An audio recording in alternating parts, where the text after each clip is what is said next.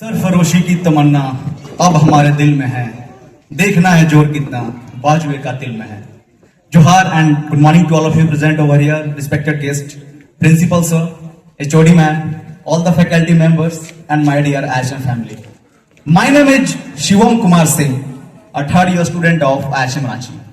On this proud and meaningful occasion of our 77th Republic Day, I feel very honored to stand before you to recite a patriotic poem for our brave freedom fighters who choose sacrifice over surrender.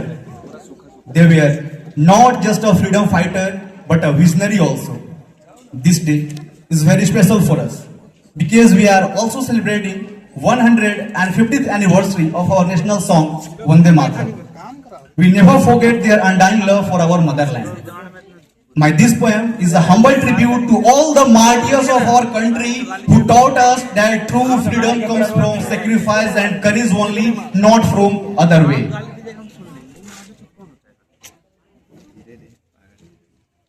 हम हैं आज के हिंदुस्तानी, हम हैं आज के हिंदुस्तानी और हम तलवार भी हैं। हम हैं आज के हिंदुस्तानी और हम तलवार भी हैं। सोच है क्रांतिकारी और आवाज में ललकार भी है।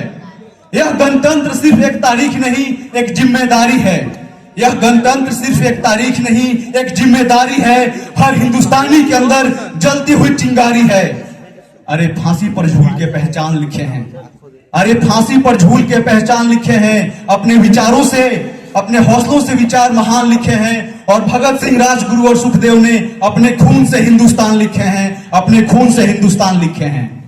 आजादी कोई उपहार नहीं, यह संघर्ष की कहानी है। आजादी कोई उपहार नहीं, यह संघर्ष की कहानी है। हर धारा में बहती खून तो हर पन्ने में जवानी है, हर पन्ने में जवानी है। जो खोजना चाहते थे हमारे क्रांतिकारी, हम वही खोज हैं। कि जो खोजना चाहते थे हमारे क्रांतिकारी, हम वही खोज हैं। हाँ, हम भगत सिंह, राजगुरु, सुखदेव, चंद्रशेखर आजाद और नेताजी सुभाष चंद्र बोस की सोच है। नेताजी सुभाष चंद्र बोस की सोच है। अरे हम कैसे भूलेंगे जालियांवाला बाग जहां चली हजारों गोली थी।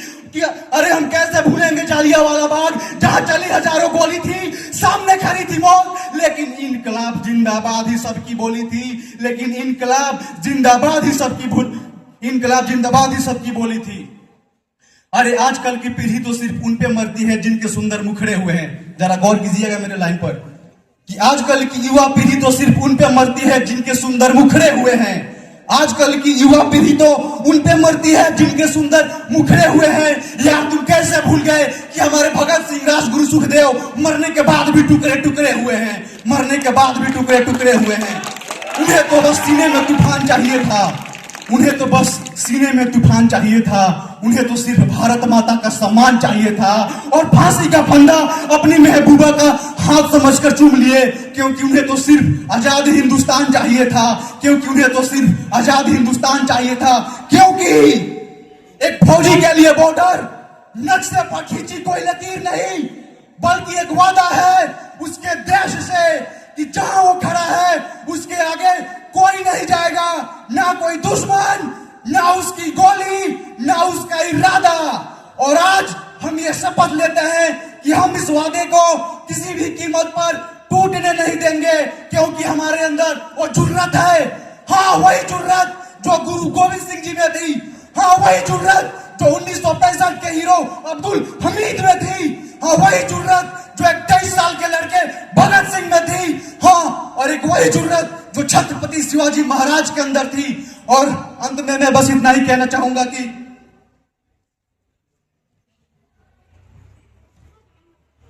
कहीं धरती तो कहीं आसमान खड़ा है, कहीं धरती तो कहीं आसमान खड़ा है। हमारे बॉर्डर पर तूफान खड़ा है। कहीं धरती तो कहीं आसमान खड़ा है, हमारे बॉर्डर पर तूफान खड़ा है। और ये तिरंगा सिर्फ झंडा नहीं, 140 करोड़ लोगों का सम्मान खड़ा है। और कश्मीर से लेकर कन्याकुमारी तक और फौजी के रूप में चट्टान खड़ा है।